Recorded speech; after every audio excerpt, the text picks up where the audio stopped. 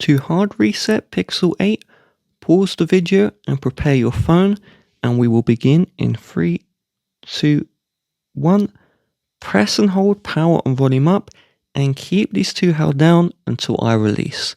We'll hold these buttons down for around 10 seconds. So now release power and volume up and press and hold power and volume down. Keep these two held down until we see fast boot mode. I'm going to cut this part but keep these buttons held down. In fast boot mode, release the buttons.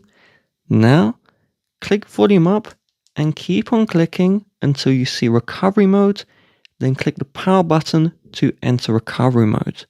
We need to input a command, so the command here is long press the power button, then click and release volume up. Now use volume down and up to navigate to wipe data/factory reset and click the power button to select this option. Then click volume down and click the power button to factory data reset. You'll be brought to this home screen. Click the power button to reboot the system and finish the hard reset.